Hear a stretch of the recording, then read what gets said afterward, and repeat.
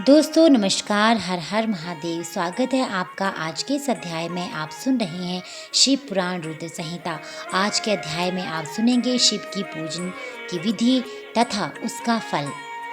ऋषि बोले, व्यास शिष्य महाभाग सूत जी, आपको नमस्कार है।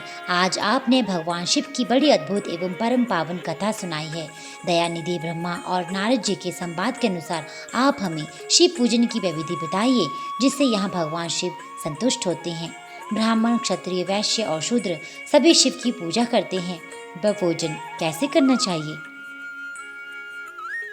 आपने व्यास जी के मुख से इस विषय को जिस प्रकार सुना हो वह बताइए। महर्षियों का वह कल्याणप्रद एवं श्रुति सम्मत वचन सुन सूत जी ने उन मुनियों के प्रश्न के अनुसार सब बातें प्रसन्नतापूर्वक बताई। सूत जी बोले, मुनीश्वरों, आपने बहुत अच्छी बात पूछी है, परंतु वह रहस्य की बात है। मैंने इस विषय को जैसा सुना है और जैसी मेरी बुद्धि है उसी के अनुसार आज कुछ कह रहा हूँ। जैसे आप लोग पूछ रहे हैं उसी तरह पूर्व काल में व्यास जी ने सनत कुमार से पूछा था, फिर उसे उपमन्यु जी ने भी सुना था। व्यास जी ने शिव पूजन आदि जो भी विषय सुना था उसे सुनकर उन्होंने लोकहित की कामना से मुझे पढ़ा दिया था। इसी विषय को भगवान श्री कृष्ण ने महात्मा उपमन्यु से सुना था। पूर्व काल में ब्रह्मा जी ने नारद से इस विषय में जो कुछ कहा था वही इस समय मैं कहूँगा। ब्रह्मा जी ने कहा, नारद, मैं संक्षेप से लिंग पूजन की विधि बता रहा हूँ, सुनो। जैसा पहले कहा गया है वैसा जो भगवान शंकर की सुख में निर्मल एवं सनातन रूप है उसका उत्तम भक्तिभाव से पूजन करे, इससे समस्त मनोवांछित फलों की प्राप्ति होगी।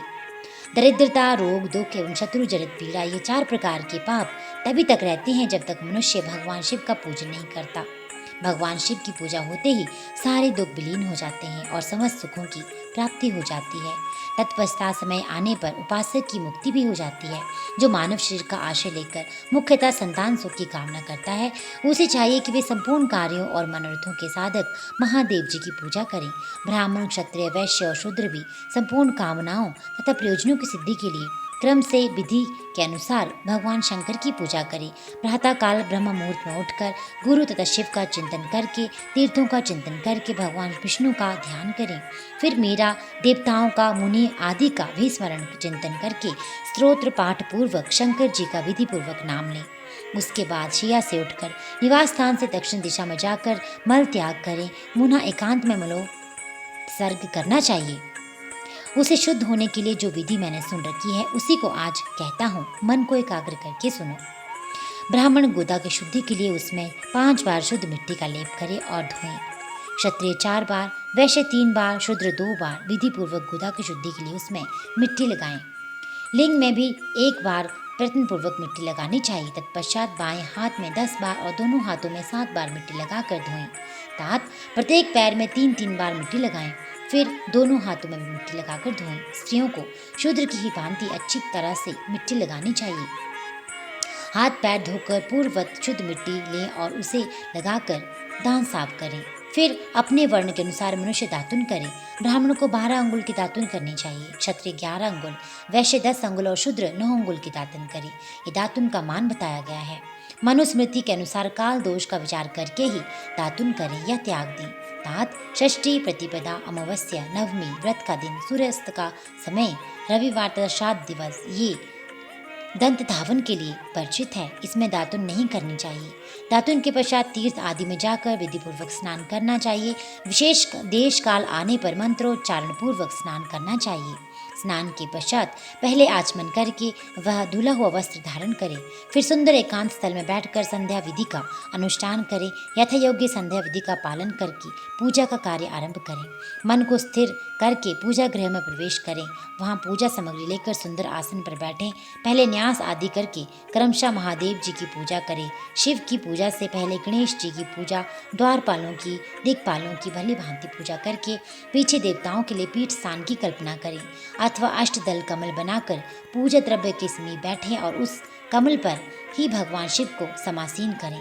तत्पश्चात 3 आचमन करके पुनः दोनों हाथ धोकर 3 प्राणायाम करके मध्यम प्राणायाम अर्थात कुंभक करते समय त्रिनेत्रधारी भगवान शिव का इस प्रकार ध्यान करें। उनके 5 मुख हैं, 10 भुजाएं हैं, शुद्ध स्फटिक के समान उज्ज्वल कांति है। सब प्रकार के आभूषण उनके श्री अंगों को विभूषित करते हैं तथा वे व्याघ्र चर्म की चादर ओढ़े हुए हैं। इस तरह ध्यान करके ये भावना करें कि मुझे भी उनके समान ही रूप प्राप्त करना हो जाए। ऐसी भावना करके मनुष्य सदा के लिए अपने पाप को भस्म कर डाले। इस प्रकार भावना द्वारा शिव का ही शरीर धारण करके उन परमेश्वर की पूजा करें। शरीर शुद्धि करके मूल मंत्र का क्रमशः न्यास करें अथवा सर्वत्र प्रणव से षडन न्यास करें। ओम अधेत्यादि रूप से संकल्प वाक्य का प्रयोग करके फिर पूजा आरंभ करें। पाद्य, अर्घ्य और आचमन के लिए पात्रों को तैयार करके रखें। बुद्धिमान पुरुष विधि पूर्वक भिन्न प्रकार के 9 कलश स्थापित करें। उन्हें कुशाओं से ढक कर रखें और कुशाओं से ही जल लेकर इन सब का प्रोक्षण करें। तत्पश्चात उन सभी पात्रों में शीतल जल डालें। फिर बुद्धिमान पुरुष देखभाल प्रणव मंत्र के द्वारा उनमें निमांकित द्रव्यों को डालें। खस और चंदन को पात्र में रखें। चमेली के फूल, शीतल चीनी, कपूर, बड़की, जड़ तथा तमाल इन सबको यथोचित रूप से कूट पीस कर चूर्ण बना लें और आचमनी के पात्र में डालें। इलायची और चंदन को तभी सभी पात्रों में डालना चाहिए। देवादिदेव महादेव के पार्श्व भाग में नंदीश्वर का पूजन करें। गंध, धूप तथा भांति भांति के दीपों द्वारा शिव की पूजा करें। फिर लिंग शुद्धि करके मनुष्य प्रसन्नता पूर्वक मंत्र समूह आदि में प्रणम तथा अंत में नमः पद जोड़कर उनके द्वारा इष्ट देव के लिए यथोचित आसन की कल्पना करें। फिर प्रणव से पदासन की कल्पना करके ये भावना करें कि इस कमल का पूर्व दल साक्षात अणिमा नामक ऐश्वर्य रूप तथा अविनाशी है। दक्षिण दल लघिमा है, पश्चिम दल महिमा है, उत्तर दल प्राप्ति है, अग्निकोण का दल प्राकाम्य है, त्रिनेत्र कोण का दल ईशी तत्व है, वायव्य कोण का दल वशित्व है, ईशान कोण का दल सर्वत्व है और उस कमल की कर्णिका को सोम कहा जाता है। सोम के नीचे सूर्य है, सूर्य के नीचे अग्नि है और अग्नि के भी नीचे आदि धर्म आदि के स्थान है। क्रमशः ऐसी कल्पना करके चारों दिशाओं में अव्यक्त महत्व, अहंकार तथा उनके विकारों की कल्पना करें। सोम के अंत में सत्व, रज, तम इन तीनों गुणों की कल्पना करें। इसके बाद सदोजातम, प्रपधामी इत्यादि मंत्र से परमेश्वर शिव का आवाहन करें। ओम वामदेवाय नमः इत्यादि वामदेव मंत्र से उन्हें आसन पर विराजमान करें। फिर ओम तत्पुरुषाय विद्महे इत्यादि रुद्र गायत्री द्वारा इष्ट देव का सानिध्य प्राप्त करके उन्हें अघोरेभ्योऽथ इत्यादि अघोर मंत्र से वहाँ निरुद्ध करें। फिर ईशान सर्व विद्यानाम इत्यादि मंत्र से आराध्य देव का पूजन करें। पाद्य और आचमनीय अर्पित करके अर्घ्य दे। तत्पश्चात गंध और चंदन मिश्रित जल से विधि पूर्वक रुद्रदेव को चंदन स्नान कराएं। फिर पंचगव्य निर्माण की विधि से 5 द्रव्यों को एक पात्र में लेकर प्रणव से भी अभिमंत्रित करके उन मिश्रित गव्य पदार्थों का भगवान को नहलाएं।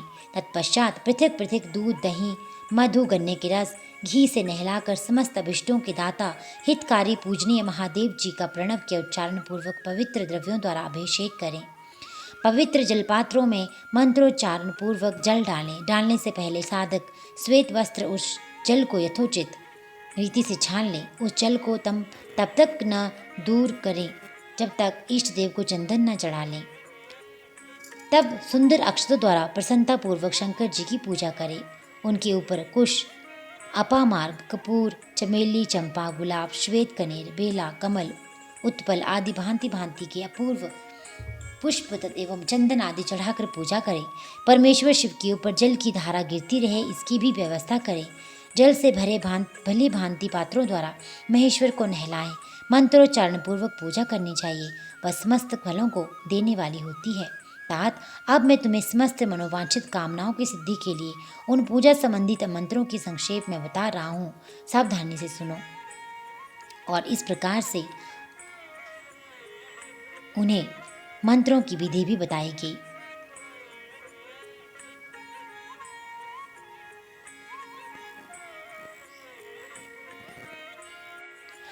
पावमान मंत्र से, वांग में इत्यादि मंत्र से, रुद्र मंत्र तथा नील रुद्र मंत्र से सुंदर एवं शुभ पुरुष सूक्त से श्री सूक्त से सुंदर अथर्व शीर्ष से मंत्र से आ नो भद्रा इत्यादि शांति मंत्र से शांति संबंधी दूसरे मंत्रों से भारुण मंत्र और अरुण मंत्रों से अर्थाभिष्ट साम तथा देवव्रत साम से अभि त्वा इत्यादि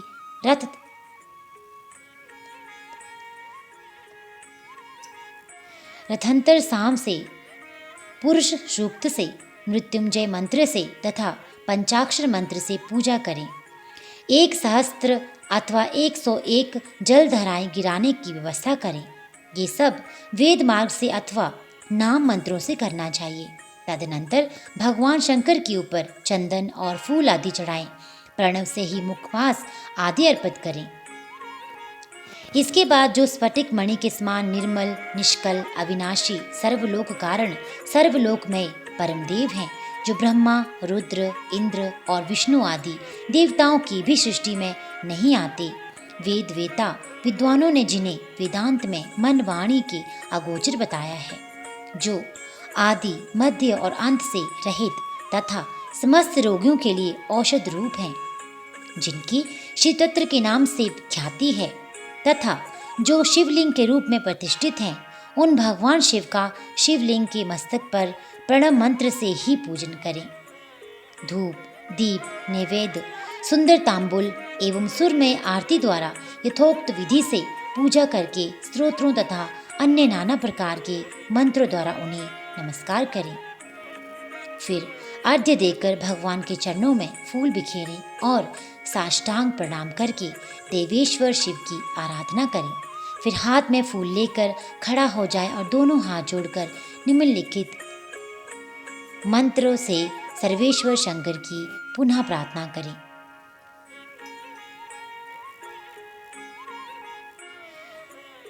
कल्याणकारी शिव, मैंने अनजान में अथवा जानबूझकर जो जप, पूजा आदि सत्कर्म किए हो, वे आपकी कृपा से सफल हों। इस प्रकार पढ़कर भगवान शिव के ऊपर प्रसन्नता पूर्वक फूल चढ़ाएं। स्वास्थ्य वाचन करके नाना प्रकार की आशी प्रार्थना करें। फिर शिव के ऊपर मार्जन करना चाहिए। मार्जन के बाद नमस्कार करके अपराध के लिए क्षमा प्रार्थना करते हुए पुनरागमन के लिए विसर्जन करना चाहिए। इसके बाद आधा से आरंभ होने वाले मंत्र उच्चारण करके नमस्कार करें। फिर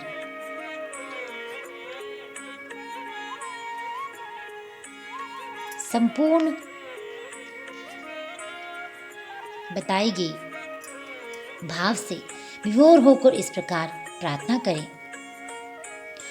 प्रत्येक जन्म में मेरी शिव में भक्ति हो, शिव में भक्ति हो, शिव में भक्ति हो।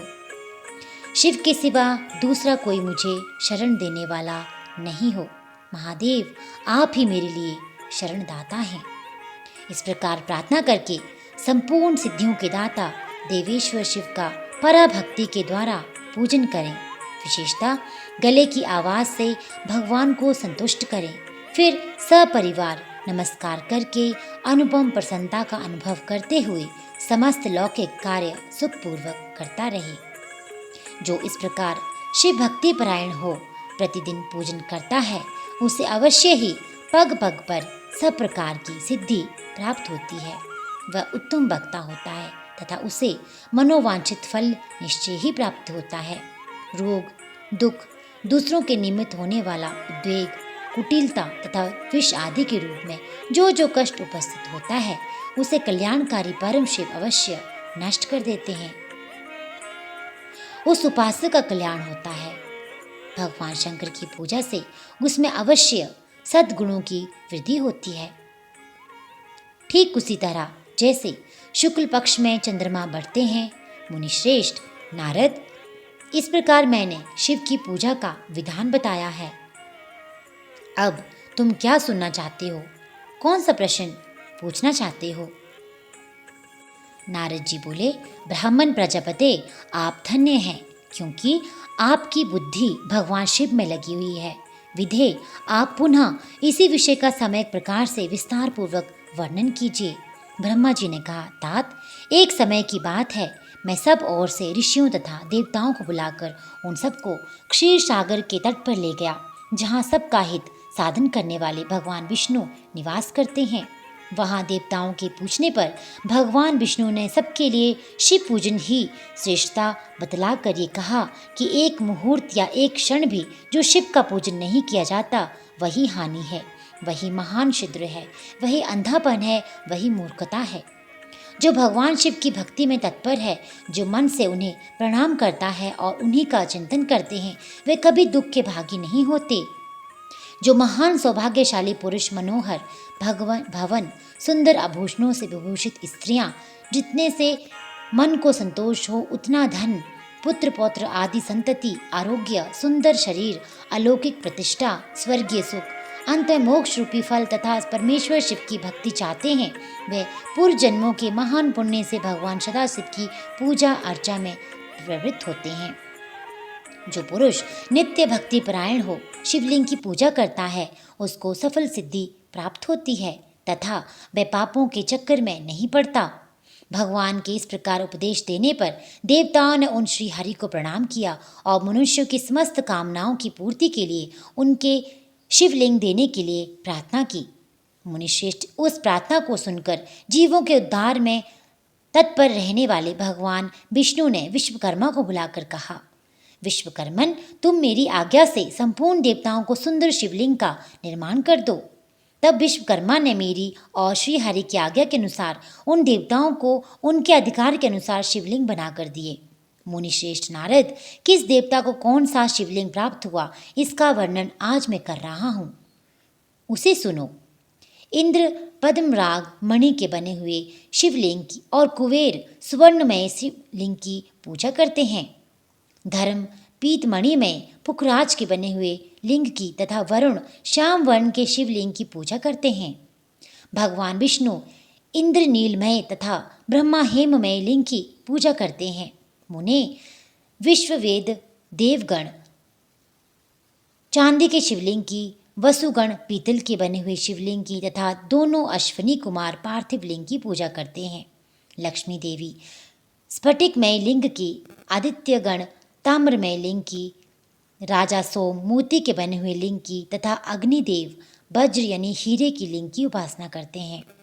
श्रेष्ठ ब्राह्मण और उनकी पत्नियां मिट्टी के बने हुए शिवलिंग का, मयासुर चंदन निर्मित लिंग का, नागगण मूंगे के बने हुए शिवलिंग का आदरपूर्वक पूजन करते हैं। देवी मक्खन के बने हुए लिंग की, योगी जन भस्ममय लिंग की, यक्षगण दधि निर्मित लिंग की, छाया देवी आटे से बने हुए लिंग की और ब्रह्मा पत्नी रत्नमय शिवलिंग की निश्चित रूप से पूजा करती हैं। वाणासुर पारद या पार्थिव लिंग की पूजा करता है। दूसरे लोग भी ऐसा ही करते हैं। ऐसे ऐसे शिवलिंग बनाकर विश्वकर्मा ने विभिन्न लोगों को दिए तथा वे सब देवता और ऋषि उन लिंगों की पूजा करते हैं। भगवान विष्णु ने इस तरह देवताओं को उनके हित की कामना से शिवलिंग देकर उनसे तथा मुझ ब्रह्मा से पिनाक पाणी महादेव के पूजन की विधि भी बताई। पूजन विधि संबंधी उनके वचनों को सुनकर देव शिरोमणियों सहित मैं ब्रह्मा हृदय में हर्ष लिए अपने धाम में आ गया। मुने, वहां आकर मैंने समस्त देवताओं और ऋषियों को शिव पूजा की उत्तम विधि बताई, जो संपूर्ण अभिष्ट वस्तुओं को देने वाली है। उस समय मुझ ब्रह्मा ने कहा, देवताओं सहित समस्त ऋषियों, तुम प्रेम परायण होकर सुनो। मैं प्रसन्नतापूर्वक तुमसे शिव पूजन की उस विधि का वर्णन करता हूँ, जो भोग और मोक्ष देने वाली है। देवताओं और मुनीश्वरों, समस्त जंतुओं में मनुष्य जन्म प्राप्त करना प्राय दुर्लभ है। उनमें भी उत्तम कुल में जन्म हो तो और भी दुर्लभ। उत्तम कुल में भी आचारवान ब्राह्मणों के यहाँ उत्पन्न होना उत्तम पुण्य से ही संभव है। यदि वैसा मनुष्य वैसा जन्म सुलभ हो जाए तो भगवान शिव के संतोष के लिए उस उत्तम कर्म का अनुष्ठान करें, जो अपने वर्ण और आश्रम के लिए शास्त्रों द्वारा प्रतिपादित है। जिस जाति के लिए जो कर्म बताया गया है उसका उल्लंघन न करें। जितनी संपत्ति हो उसके अनुसार ही दान करें। कर्म में शास्त्रों यज्ञों से तपोयज्ञ बढ़कर है। शास्त्रों तपयज्ञों से जप यज्ञ का महत्व अधिक है। ध्यान यज्ञ से बढ़कर कोई वस्तु नहीं है। ध्यान ज्ञान का साधन है, क्योंकि योगी ध्यान के द्वारा अपने इष्ट देव समरस शिव का साक्षात्कार करता है। ध्यान यज्ञ में तत्पर रहने वाले उपासक के लिए भगवान शिव सदा ही सन्निहित है। जो विज्ञान से संपन्न है, उन पुरुषों की शुद्धि के लिए किसी प्रायश्चित आदि की आवश्यकता नहीं है। मनुष्य को जब तक ज्ञान की प्राप्ति न हो, तब तक वह विश्वास दिलाने के लिए कर्म से ही भगवान शिव की आराधना करें। जगत के लोगों को एक ही परमात्मा अनेक रूपों में अभिव्यक्त हो रहा है। एकमात्र भगवान सूर्य एक स्थान में रहकर भी जलाशय आदि विभिन्न वस्तुओं में अनेक से दिखते हैं। देवताओं, संसार में जो जो सत्य या असत वस्तु देखी या सुनी जाती है, वह सब परब्रह्मा शिव रूप ही है, ऐसा समझो। जब तक तत्व ज्ञान न हो जाए, तब तक प्रतिमा की पूजा आवश्यक है। ज्ञान के अभाव में भी जो प्रतिमा पूजा की अवहेलना करता है, उसका पतन निश्चित है। इसलिए ब्राह्मणों, ये यथार्थ बात सुनो। अपनी जाति के लिए जो कर्म बताया गया है, उसका प्रयत्नपूर्वक पालन करना चाहिए। जहाँ जहाँ यथावत भक्ति हो, उस आराध्य देवन का पूजन आदि अवश्य करना चाहिए, क्योंकि पूजन और दान आदि के बिना पातक दूर नहीं होते हैं। जैसे मैले कपड़े में रंग का बहुत अच्छा नहीं चढ़ता, किंतु जब आप उसे धोकर स्वच्छ कर ले जाता है, तब उस पर रंग अच्छी तरह चढ़ते हैं। उसी प्रकार देवताओं की भली भांति पूजा से सब त्रिविध शरीर पूर्णतः निर्मल हो जाता है। तभी उस पर ज्ञान का रंग चढ़ता है और तभी विज्ञान का प्राकट्य होता है। जब विज्ञान हो जाता है, तब भेदभाव की निवृत्ति हो जाती है। भेद की संपूर्णता निवृत्ति हो जाने पर द्वंद्व दुख दूर हो जाते हैं और द्वंद्व दुख से रहित पुरुष शिव रूप हो जाता है। मनुष्य जब तक गृहस्थ आश्रम में रहे, तब तक पांचों देवताओं की तथा उनके श्रेष्ठ भगवान शंकर की प्रतिमा का उत्तम प्रेम के साथ पूजन करें, अथवा जो सबके एकमात्र मूल है, उन भगवान शिव की ही पूजा सबसे बढ़कर है, क्योंकि मूल के सींचे जाने पर शाखा स्थानीय संपूर्ण देवता स्वतः तृप्त हो जाते हैं। अतः जो संपूर्ण मनोवांछित फलों को पाना चाहता है, वह अपने अभिष्ट की सिद्धि के लिए समस्त प्राणियों के हित में तत्पर रहकर लोक कल्याणकारी भगवान शंकर का पूजन करें। तो दोस्तों, ये था आज का अध्याय, जिसमें आपने सुना शिव पूजन की विधि। दोस्तों, अन्य अध्याय सुनने के लिए भी इस चैनल के साथ जुड़े रहिए। अगर आपको ये वीडियोस अच्छी लग रही हैं, रोचक लग रही हैं और कथाओं का आप आनंद उठा रहे हैं, तो चैनल को लाइक, सब्सक्राइब और शेयर करना बिल्कुल ना भूलिएगा। साथ ही साथ बेल आइकन को भी दबा लीजिए, ताकि आपको हर वीडियो की नोटिफिकेशन मिलती रहे।